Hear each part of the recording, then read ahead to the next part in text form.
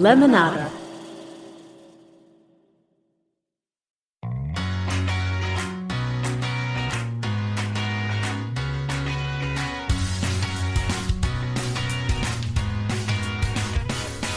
Hello, we are here for More Happier, a podcast where we get happier. Today, it's a very special edition of More Happier. It's the next in our new Roundtable Conversation series. This one is about parenting. And I am thrilled to be joined by two terrific guests today. First, Dr. Becky Kennedy. Dr. Becky Kennedy is a clinical psychologist, and she is the founder of Good Inside, a platform that offers online workshops, a podcast, and a subscription-based community for parents. She is the author of the #1 New York Times bestseller, Good Inside, which is a manual for parents, and a new children's book called That's My Truck. She is host of the terrific podcast, Good Inside with Dr. Becky. And I am also so excited to be talking to Samantha Bee.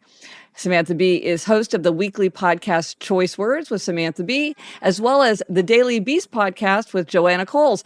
And I'm actually friends with Joanna Coles, so that's super fun. Samantha Bee is also author of the essay collection, I Know I Am, But What Are You? And you might know her from her work on The Daily Show with Jon Stewart or her very own late night comedy series, Full Frontal with Samantha Bee. Hello, Becky. Hello, Sam. Hello. Hello. It's so great to be. You know what I realized? We all live in New York City. It's weird that we're not. We should be in this. I feel that we should be in the same room. I know, but we've got to make it happen. And of course, we are all three parents, and we are here today to talk about parenthood. And this is such a fascinating subject. Being a parent is a role that changes and evolves throughout our lives, maybe more than any other role. And we're having this conversation sandwiched between Mother's Day and Father's Day. So it's a good opportunity to think about our mothers, our fathers, the mother figures and father figures in our lives, and also as our role as parents. And all three of us are parents. So let's set the scene. Becky, we'll start with you. What kids do you have and how old are they? So I have a 7-year-old boy, a 10-year-old girl, and a 13-year-old boy. Okay, so 3, very organized. Mm-hmm. And how about you, Sam? Well, I have a girl who is 14. I have a boy who is just about to turn 17, and I have a girl. So I have a girl sandwich around a boy. So opposite, a girl who's 19. Okay. Yeah. And I have two daughters who are 20 and 26, so I've got the biggest kids. So let's just jump right in. And what I want to ask both of you is, what is the most helpful lesson that you've learned along the way, whether from bitter experience or somebody else gave you great advice about how to be a parent? What do you wish you could tell your brand new parent self? You know what? We received very early on, prior to even having kids. I've been with my husband now for like 28 years, something like that. Mm-hmm. And we met a set of parents when kids were kind of pretty far out of our thinking. Mm-hmm. And they gave us the greatest advice that we have employed. And I have to think of a creative way to write it down and make it more shareable, because right now it's not in really shareable form. But we met this couple and they were having a baby and we were like, oh my God, like, what is that like? What do you do? And they were like, well, here's what we're doing. We're not going to be parents who run around like turning the lights off softly, because in their observable lives, people would put a pillow over the light switch and turn it off when the child went to sleep. They were like, no. The child has to adjust to you. You already exist. You don't adjust to the child. They form around you and your habits and how you live a happy life, so that you can all live a happy life together and the quality of your life doesn't have to totally be destroyed. And we put that into our parenting philosophy like from day one, and it was really helpful. What are some choices that you think you might have made differently if you hadn't heard that advice? I mean, listen, we definitely turned the temperature in our apartment up to 95 because we thought you weren't allowed to use blankets. Like we definitely did weird stuff along the way. But we love to go to restaurants. We love to eat out. And so from a very early age, like early, one of the first things we did was go to a restaurant. And it was terrible. For years, it was pleasant for other people because as soon as our kids got loud, we would leave the restaurant with them and kind of like back and forth them like a hot potato. Mm-hmm. But it trained them really early that that's our family habit. That's what we do. That's how we unwind.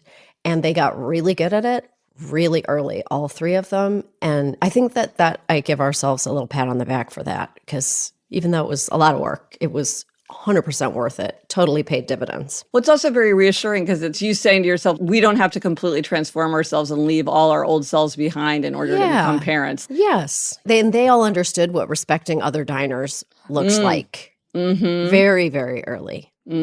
So, and how about you, Becky? You come at it with two tracks because you have your own individual experience, but then your own professional experience. So maybe you want to give two pieces of advice, or maybe they're the same. Yeah. There's so many different things that come to mind, but the one that's loudest personally and professionally, I guess, so I'll converge on one, is just that it is not our job to make our kids happy. Oh, say more about that. Yeah, I mean, I think it starts so early. I mean, I see my baby crying, and of course my baby doesn't have language to tell me what's wrong, and I might even try the typical things. Oh, do you need your diaper changed? No.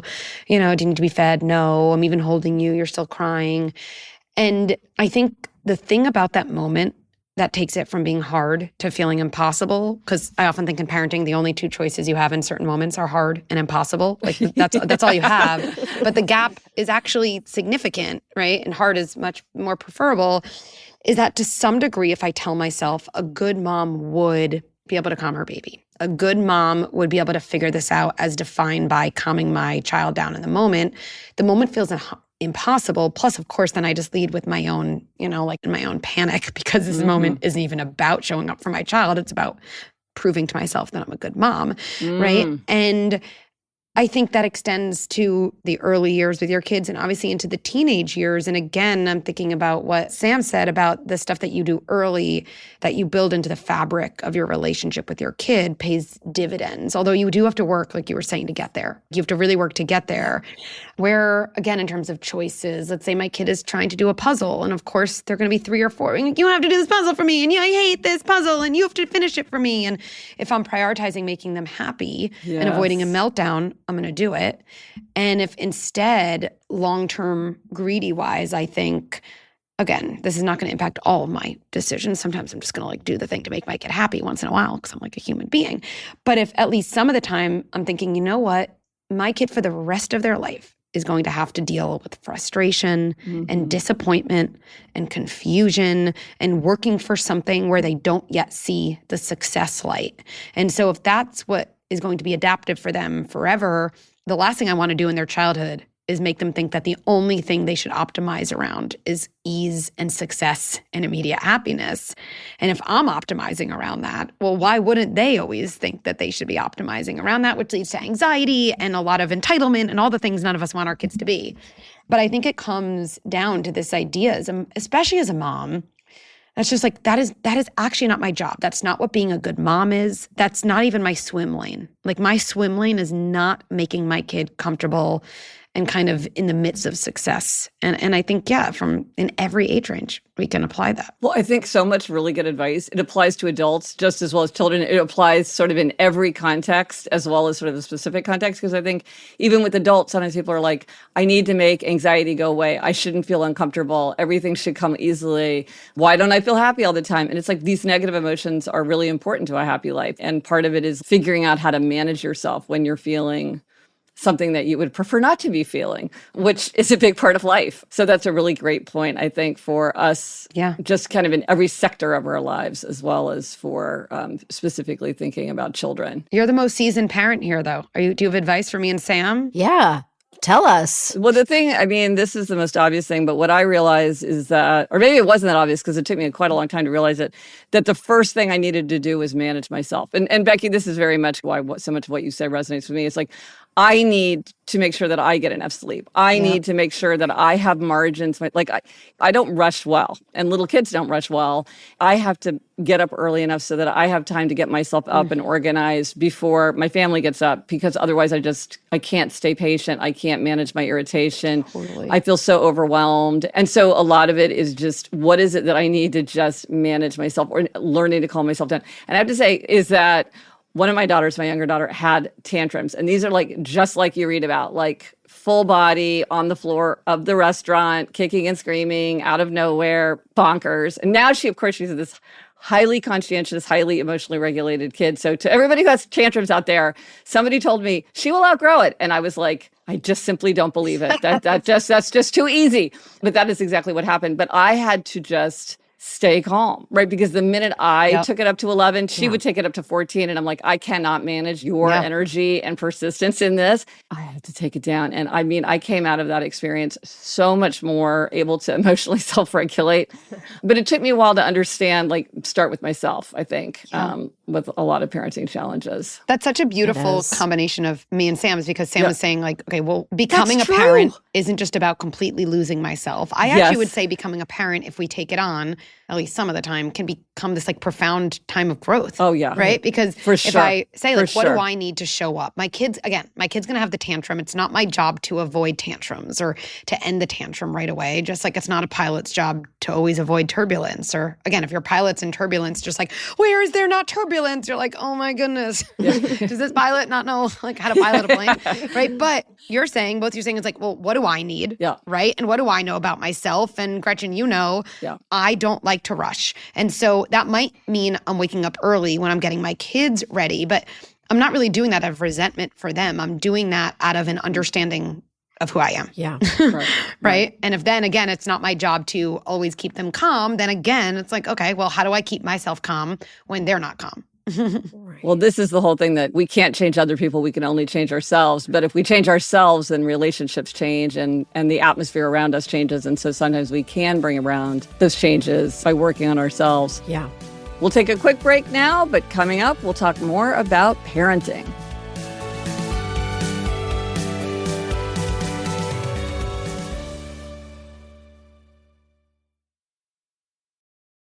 Hey, Julia Louis-Dreyfus here. If you listen to me on my Wiser Than Me podcast, you probably already know that I'm an investor and an evangelist for the Mill Food Recycler.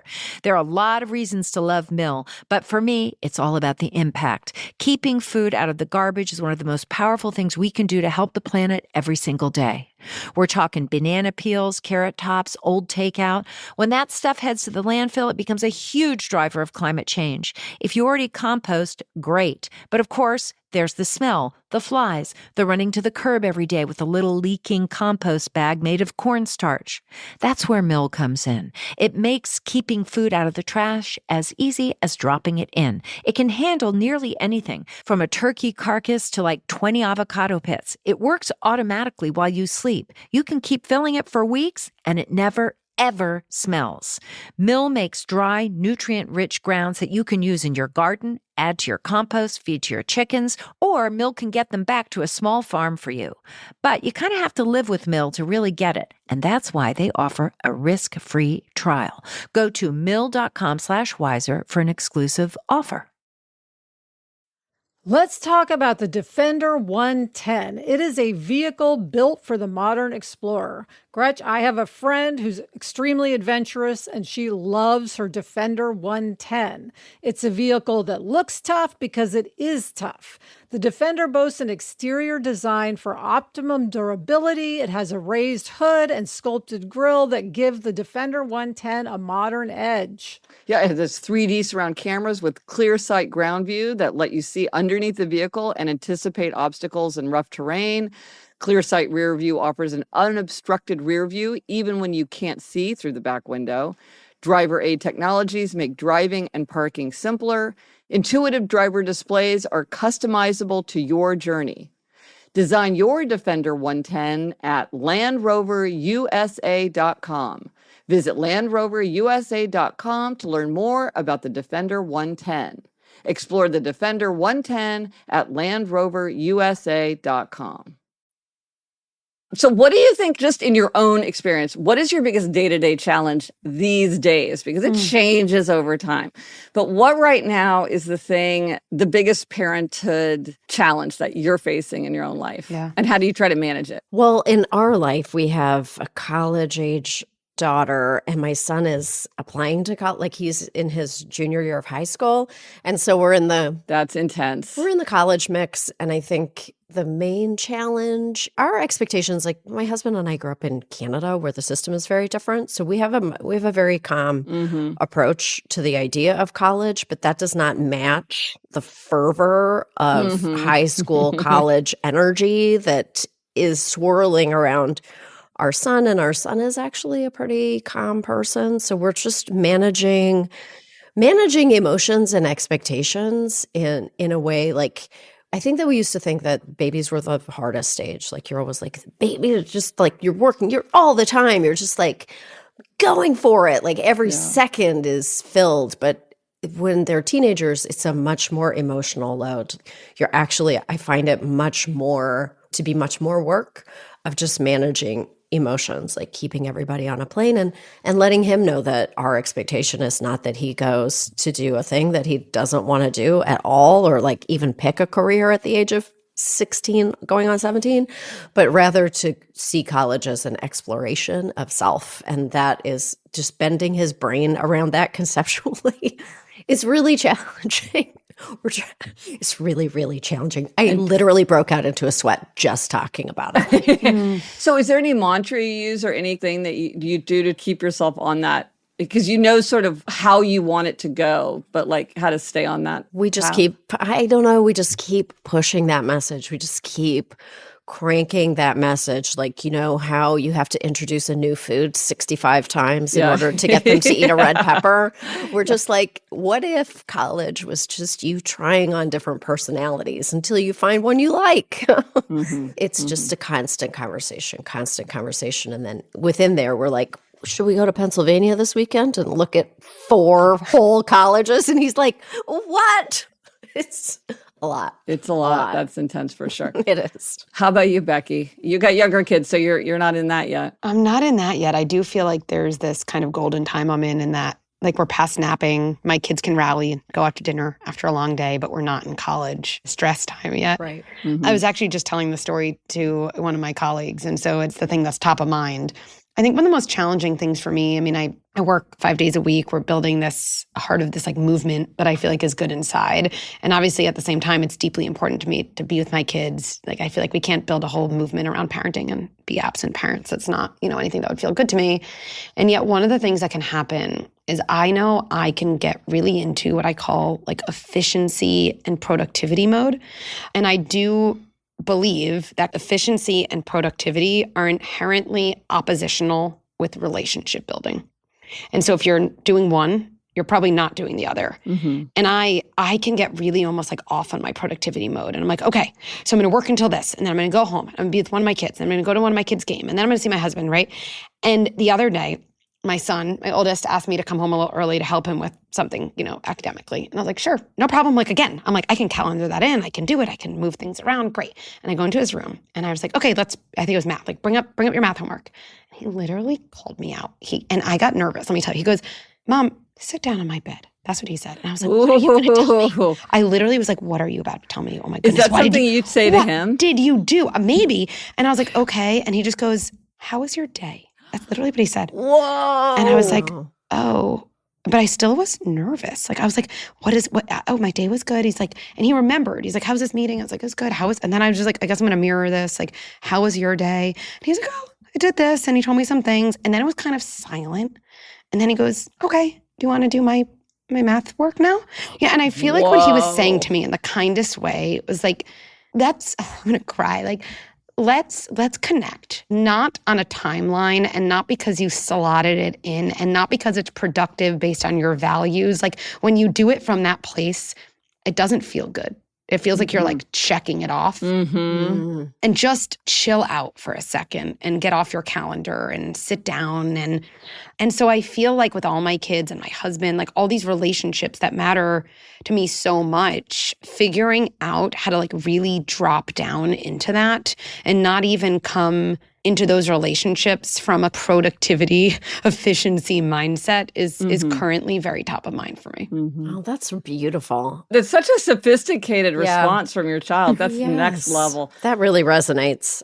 That really resonates. One of the things that I do towards that end is whenever somebody comes or goes from our apartment, I always get up and give them like a kiss or a hug, because I was realizing it's just such a bad feeling when people are coming and going and you feel like people are just like can barely look up from their reading or whatever they're doing and they're just sort of grunting hello and goodbye.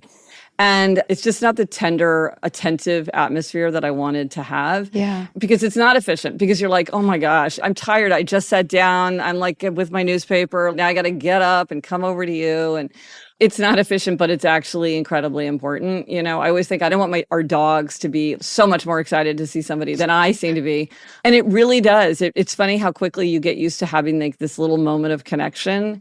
And even though it is a hassle, sometimes to like come running when somebody's about to go or coming in, it really does. It's so nice. It really changes the way you feel like you engage with each other. Yeah. I had to ask my children to hug me more. Yeah. I was like, you know what? I'm just going to ask them for more physical attention than what they've been giving me as teenagers because I miss their chubby baby hands. Yes. You know, they're always like touching you and falling asleep on you and leaning on you when they're little kids and when they're at the ages they are now.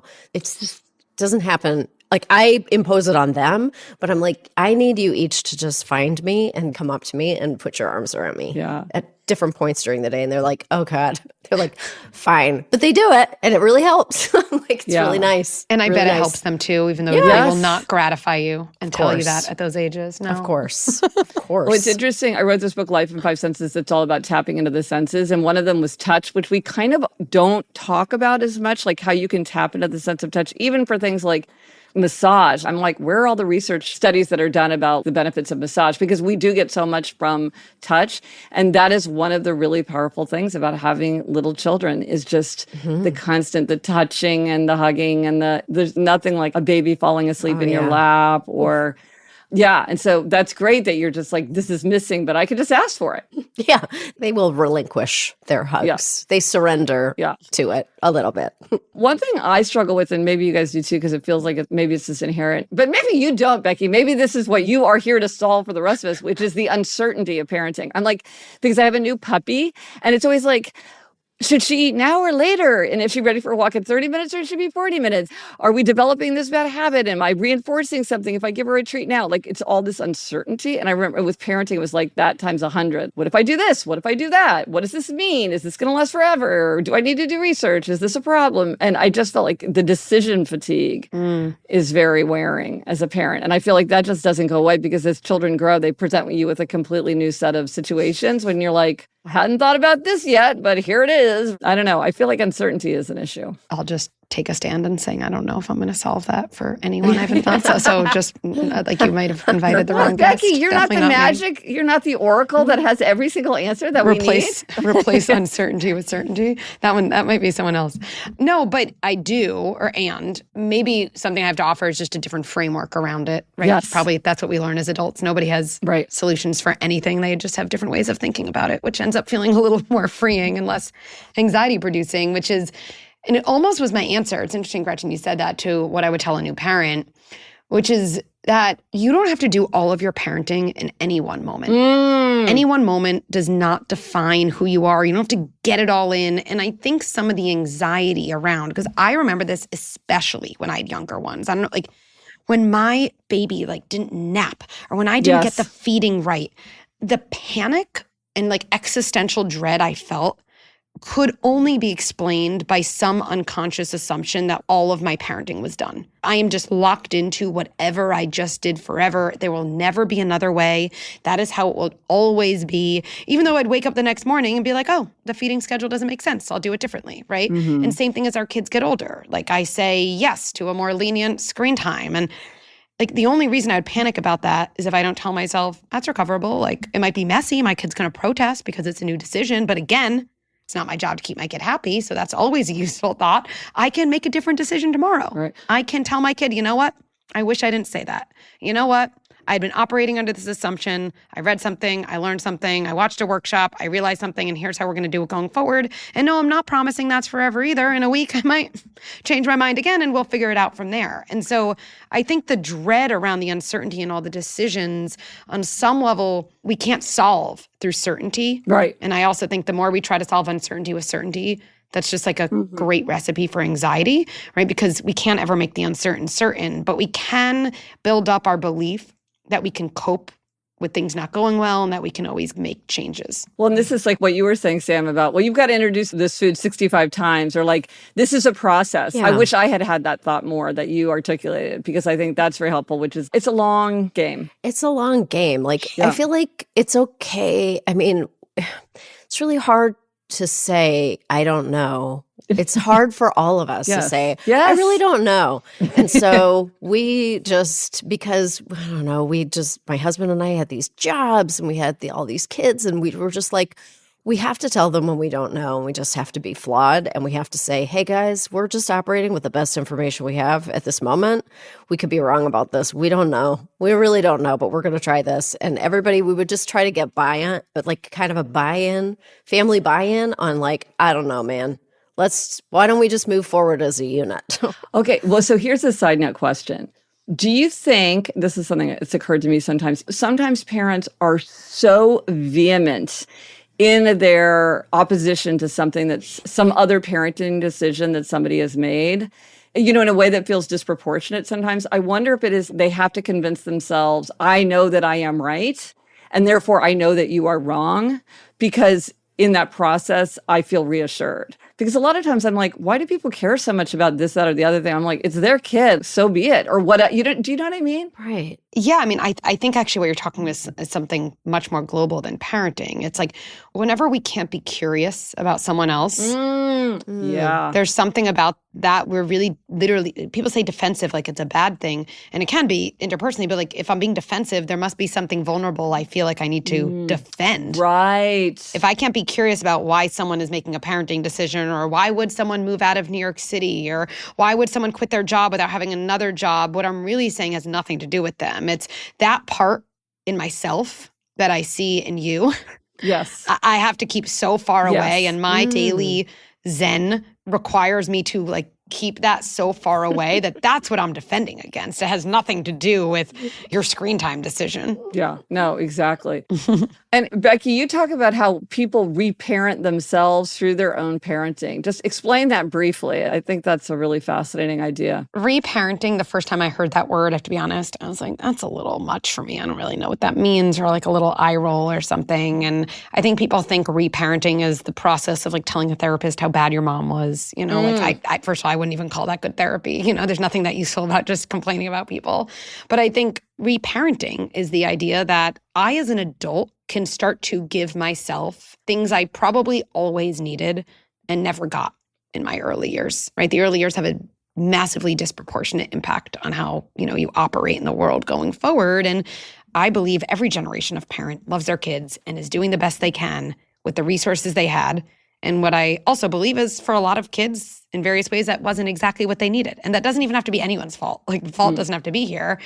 But as an adult, I can start to, quote, reparent myself, meaning, I don't know, how do I relate to my vulnerable feelings? And if I wasn't given what I might have needed or would have been ideal for me, what can I do now that I'm an adult to develop a different type of relationship, to build different coping skills? Because if we don't do that as an adult, we do end up just getting triggered by those exact same things in our kids and end up just passing along our struggles to them, as opposed to kind of this opportunity of like, wait, can I give myself what I didn't need? Can I cope with it in a different way? And then can I, as a result, also give my kids something very different? To give you just like a very, very concrete example of that, my yoga instructor, who was a 60-something single man, would buy toys for himself because he's just like, I just wanted them so badly as a child, and we had no money for toys. And now, like, sometimes I just, if I see something that like I always really wanted or that really appeals to me, I just buy it. And I was like, well, what do you do with it? And he goes, I have a shelf and I have my toys there.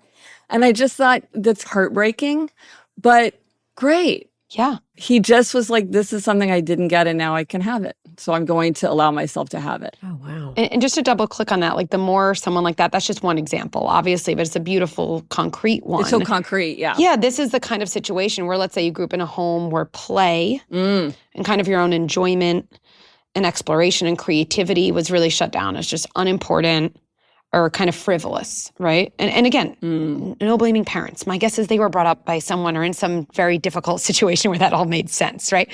Then let's say this person grows up and has a kid, and their kid, sees them after work and is like, Daddy, can you draw with me? And the dad's like, stop, like, that's so stupid. Like, I have to do stuff, right? Right. It just comes out automatically. Why that's happening is essentially a parent is like, okay, well, what did I learn about play and creativity and doing something, again, quote, non-productive? Well, I learned that was wrong. It got me a lot of shame and blame in my family. So I had to learn from an adaptive place to shut that down. And while that was adaptive in my early years, I'm watching it not be so adaptive now. By the way, I might still say to my kid, I don't have time, I have another work call. That could happen. But we all know the difference isn't what you say, it's kind of the how. Where, yes. Oh, sorry, sweetie, I'd love to play with you, but I have this call is very different than what's wrong with me. Why would you ask me? And ironically, the more you kind of quote reparent, for this person, maybe it's, I'm going to buy myself a coloring book or something. And who knows if I'm going to do it, but I'm just going to give myself permission. Or for me, I've noticed I have a lot easier time connecting with my kids when I'm reading a novel. I've said to myself, Becky, what the most important thing to do is right now, read my total beach read right now. It's kind of non-productive. It's just kind of connecting to another part of me.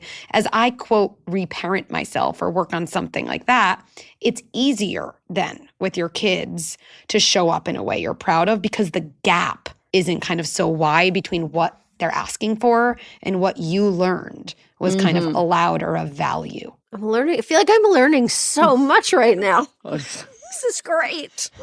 You're like, you're inviting me. Oh my God. I'm going to be quiet now. I need to hear more from Sam. No.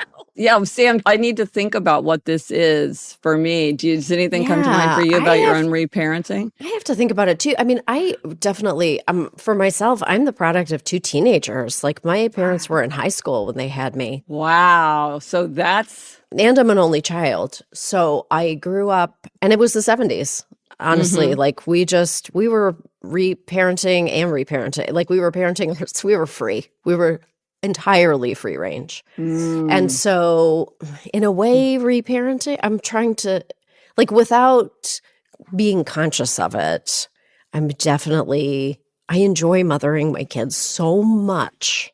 And I enjoy being there for every moment of their lives in a way that it just was it was not really de rigueur. Like it just wasn't part of my existence. Great. Yeah. So it's all great. And I always was loved. It's not that. It's more like it's been such a joy to be able to live that life in a place of like chaos too, like three big voices and like lots of activity all the time. Whereas I myself was like a very reserved, I constantly read. I literally like lived in a belfry and stared at the children playing on the streets. Like my kids taught me how to fight, how to argue in a way. Do you know what I mean? Interesting. They taught me, they showed me that you can have an argument with someone and it doesn't break your relationship. Did that trigger you though back in the day? Because I feel like our triggers are our teachers around reparenting. Everything that triggers us is some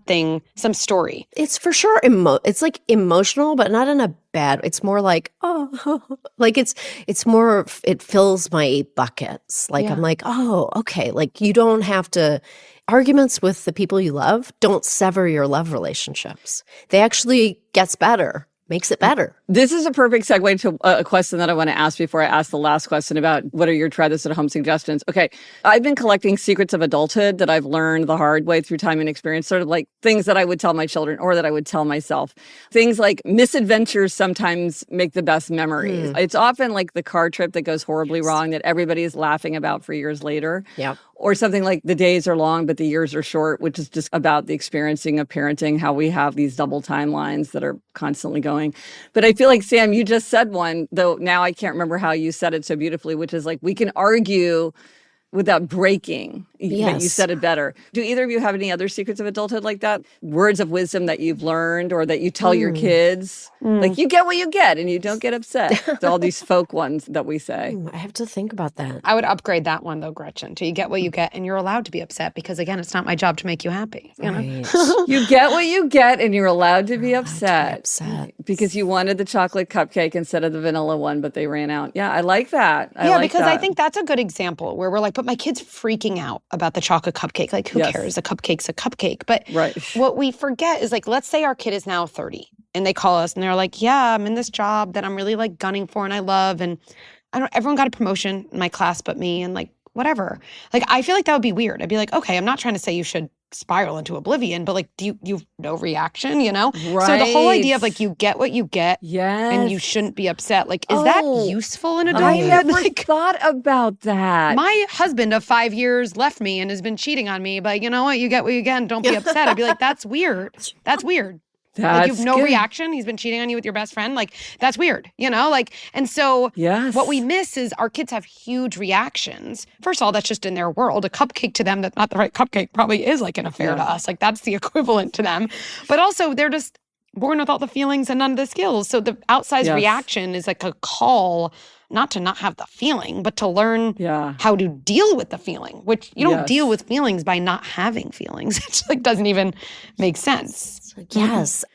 Adding to that, or on the side of that, I do say to my kids, some anxiety is normal. Yeah. Of course. Like, you can't live your life without anxiety of any kind. I'm like, you wouldn't want to live that life. So they're like, I'm very stressed. I shouldn't be this stressed. I'm like, you should be this stressed. It's a really big test. It's very stressful. Yeah. I went to a fascinating anxiety lecture, and they were saying, people are saying, my child's too stressed. I don't want them to have all this stress. And he goes, but if you talk to the parents whose children do not feel stress, they definitely want them to feel more stress. A little bit is what keeps us working and managing our reputation and worrying about what people think of us. And if you're always operating at a level of like benign happiness, your life is not a quality. There need to be highs and lows here. You don't make for an interesting podcast guest. Not really.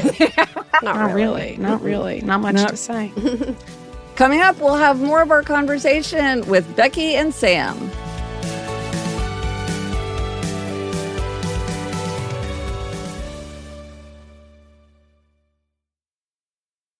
Summer is just around the corner, and the folks at Mint Mobile have a hot take. Say bye-bye to your overpriced wireless plans, jaw-dropping monthly bills, and unexpected overages.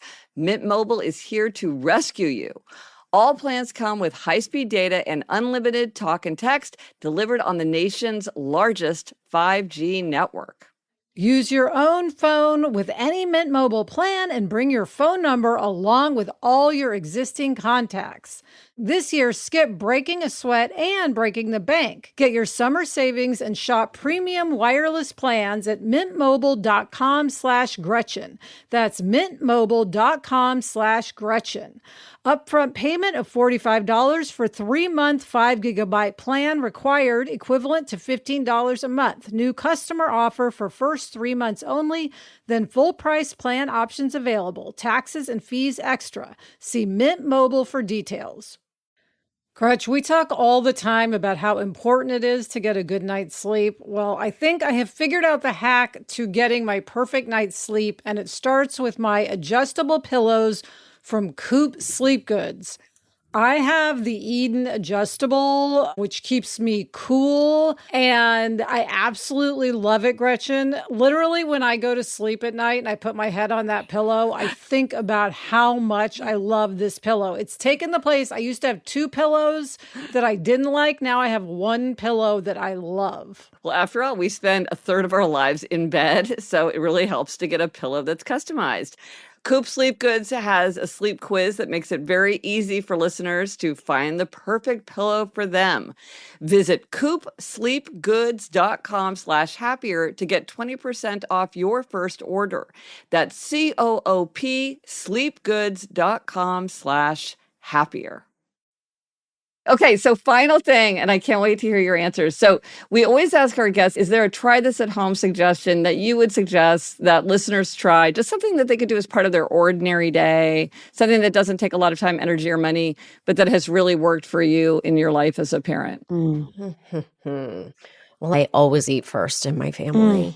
I feed myself. I wake up a little earlier than everybody else, and I put on the oxygen mask before I put it on anybody else. I'm like, this is what make myself a nice coffee.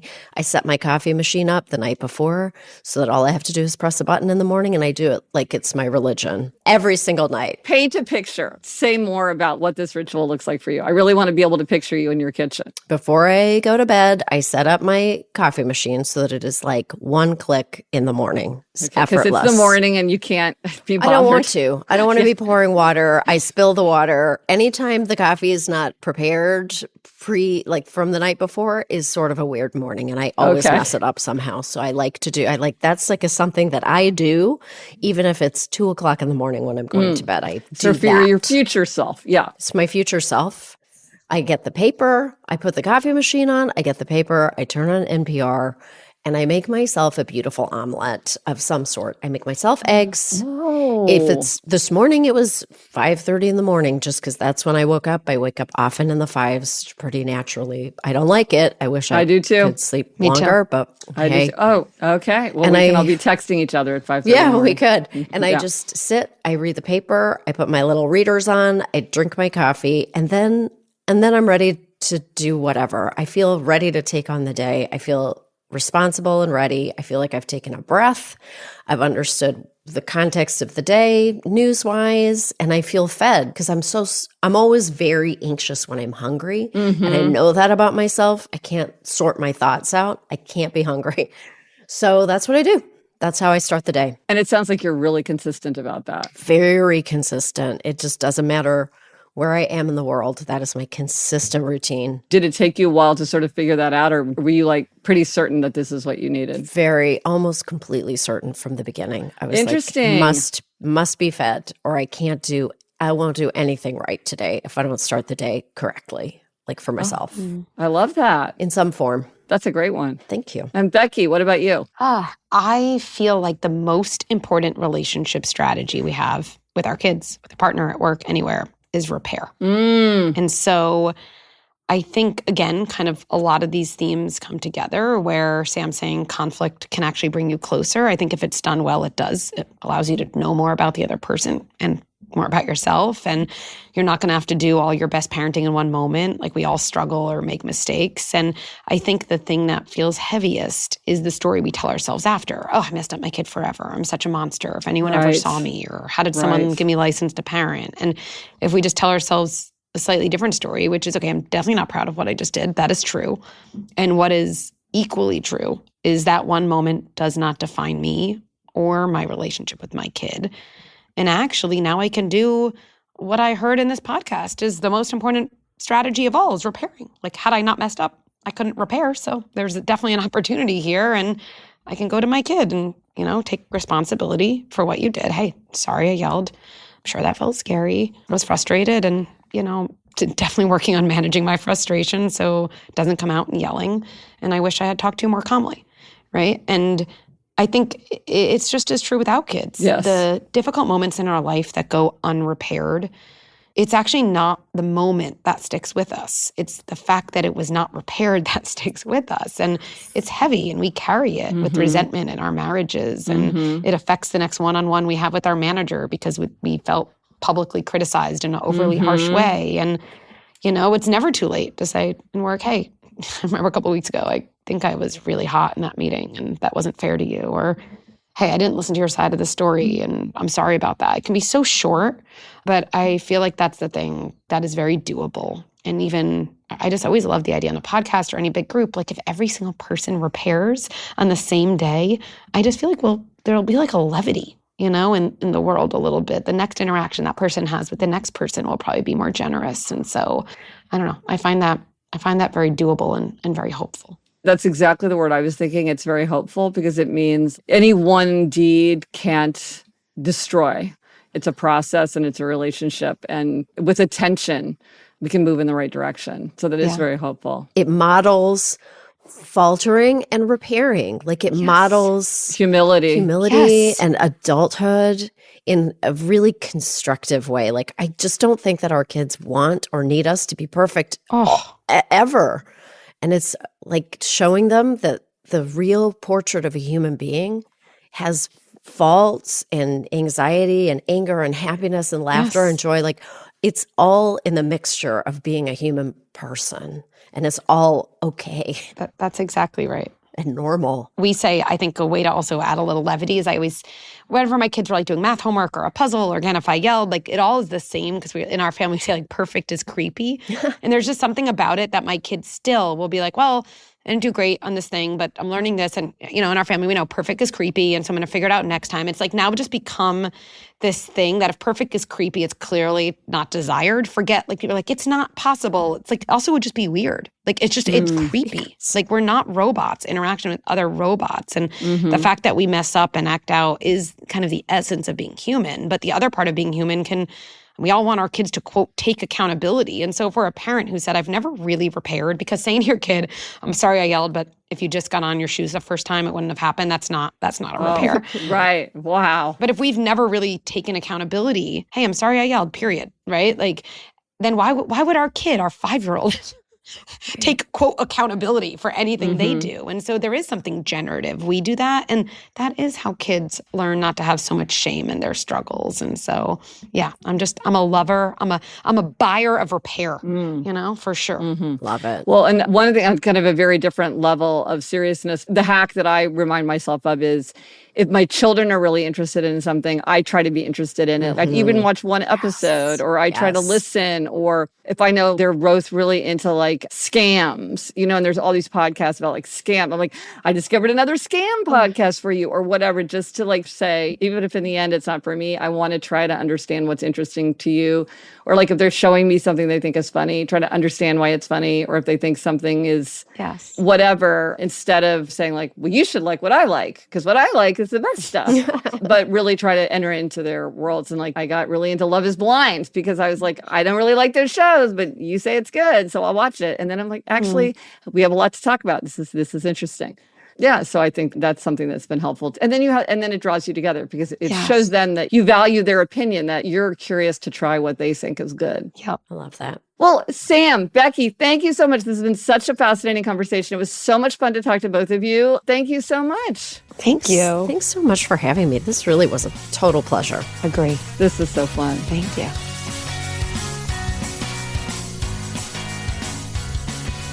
Well, hope you're feeling happier after this roundtable episode on parenting. Remember, the best time to start a happiness project is 20 years ago. The second best time is now.